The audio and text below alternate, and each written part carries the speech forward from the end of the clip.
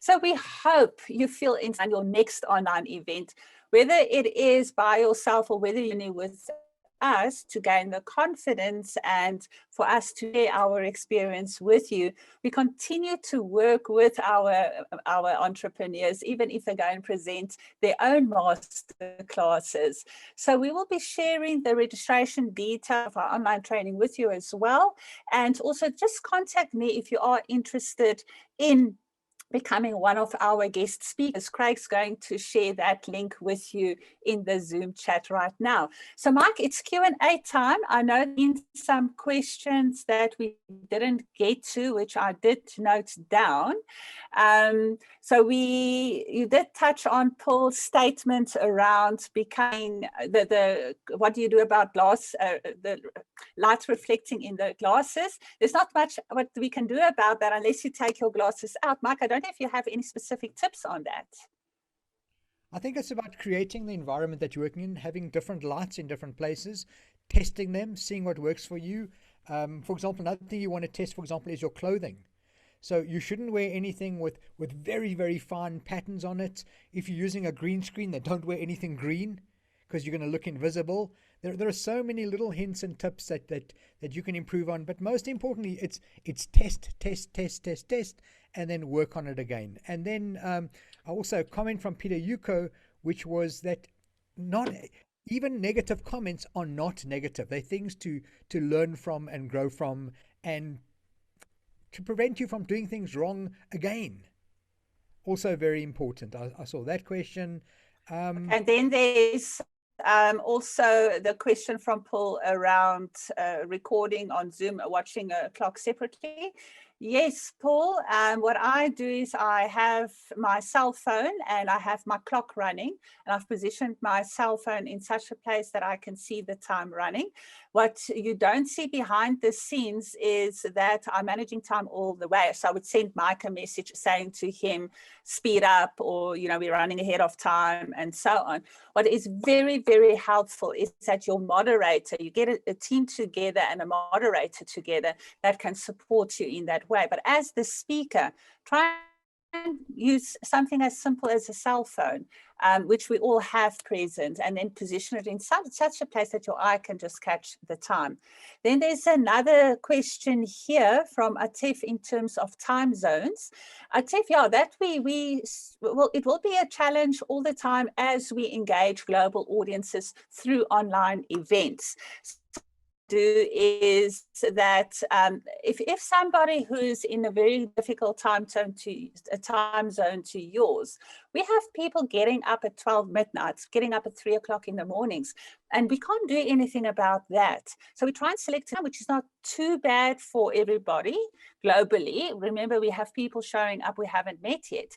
But what's more important is that you add value to those people who get up early to come and attend your event. And it's a decision and a choice they made because they felt pulled to come and attend your event. Mike, I don't know if you have another comment on time zones? Not so much on time zones, but Linda Pretorius asked, is it possible to stay in touch with a chat room when sharing your screen? It's also one of those very difficult things where you find that. So what I do is I actually have a separate Zoom account set up on my iPad, which is right here next to me. You can't see it down there, but there's my iPad, and I join the meeting and I only leave that on chat. So I can glance across at the chats that are going on, even though it's not on my screen. And that's the way I find the most effective way to monitor the chatting. If I'm alone, if I've got a moderator like Craig who can draw my attention, that's even better. Okay, and then just a last question here around breakout rooms. Do we have an effective tactics in using breakout rooms on Zoom for marketing? Yes, there's a couple of things that I'm going to ask Mike to add to what I'm going to say now. So what we do when we use breakout rooms with our guest speakers is that we set up a team of facilitators who will run each of those breakout rooms on behalf of the guest speaker. Those facilitators of the breakout rooms are properly briefed by the guest speaker, and they often receive a template that they need to refer to. And the purpose of that template is to ensure that consistency activity happens in those breakout rooms. What you also need to remember is that you can either set up your room and automatically allocate people to a room. We prefer, and I prefer, allocating people manually subject to the number of people. But the reason for that is that we try and get an even spread of numbers across a breakout room, and also an even spread of the level of the audience members. We try to get our audience members, we know them before they arrive at the event. And also your facilitators of the breakout rooms needs to be trained on how to manage their breakout room. As an example, you, as the moderator, you cannot set the recording in a breakout room. The moderator needs to set their recording when they arrive in the breakout room. Mike, a last point on noting that, and then I need to move forward, please. Well, I was going to actually say what you said. It is important that those people running the breakout rooms for you have a technical skill and something to give away as well. You don't want people to break away, then feel, oh, what was all that about? What was the breakout room all about? So manage those breakout rooms really carefully, and manage the people you have in charge of your breakout rooms is probably as important. So let's move on from there, and that is that we now, Liezel. So as promised, here's the link. Craig's going to share the link to the handout. It's quite a comprehensive handout, a checklist that you can use. And we've designed it purposefully in that way so that you have a very good chance of elevating your next event. Use that checklist. It serves a purpose to plan well, and then the execution of your event will flow very well from there. And then also, what we are giving you is a bonus handout. So in this bonus handout is this presentation and the content in this presentation that is being presented to you in a way that you can take notes and use that to assist you with the checklist to prepare your next event. Craig's also sharing that link in the Zoom chat now. And then, as we always do at the end of our events, I just want to quickly provide a summary. You now know there's 3 distinct parts in planning and executing an event. There's an before the event part.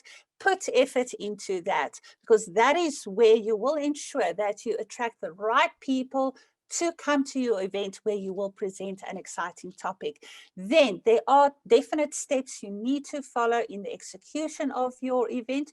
Do not forget to do that check. And then after the event, follow up with the people who's attended your event, as well as the people who did register but could not make it, and thank them and share the event assets with them. We will, with this event as well, go and create little video clips around the recording, and we will then share a link with all of you who have attended on where you can get access to that. And sorry, Craig, I didn't share that link with you, but it is on our exofutures.co.za page. You'll find past events there, a tab past events, and in the past events, you'll find all the assets of our 2020 and 2021 events. These assets for this event will be available by close of business Monday next week. Now, next week, we have another wonderful session planned, and this is with Tanya Roeder. She's going to talk to us about BEE, and with a specific focus for South Africa, obviously, because it's very relevant in our country. And then our target audience will be our entrepreneurial business owners. So she's going to share some secrets with you, provide some insight to you in terms of what's the opportunities that's available in the categories of enterprise and supply development, socioeconomic development, and skills development for entrepreneurs, specifically when it comes to BEE. And that's a wrap, Mike. So before Mike thanks everybody, and then I would like Craig to also say a few words in closing. Thank you so much for joining us. We really appreciate that you took time out of your busy days. I know it's Friday, but we are all extremely busy. Thank you to everybody who came from across the globe to join us here this morning. We hope you did get some benefit. Take one thing from today and implement that within the next week. whether it's for an online event or for a meeting, but there's some gems in here which you can use in everything that you do. So we would like to wish you all the best with your next first online event. We are available for you. Please contact me, and then we can have a chat with you about becoming a guest speaker and us then coaching you through this process. Great hands-on experience. Mike, and then Craig, if you would like to say thanks as our founder. Thank you, Mike. So not only do I hope you all enjoyed it, I hope you got value from it. For me, that's most importantly.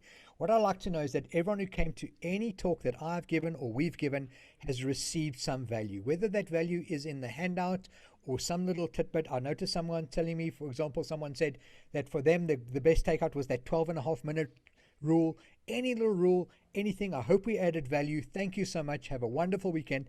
Please don't be shy to suggest some topics as well. Go into the chat and suggest some topics and some speakers you'd like to hear. We'll do our best to accommodate you. Liezel, thank you for all the effort that you put in all the time. Nobody quite understands what goes on behind the scenes, but thank you. I'm learning every single day. And to Craig, our facilitator, thank you very much. Thank you all. Have a wonderful weekend. Craig? Awesome. Thanks so much, guys. Great job. And what we're really trying to do is get as many people as possible to create knowledge nuggets. And Liezel referred to gems. So we'll guide you. We'll help you to, as you learn and as you want to share with the community what you've learned, we'll guide you and help you to create those knowledge nuggets that we publish and share with everybody else. And by doing that, we create the collective intelligence of the democratizing entrepreneurship community. So join us on this journey. And thanks, Liezel and Mike. And thank you all for being with us. Awesome one again. Thanks, guys.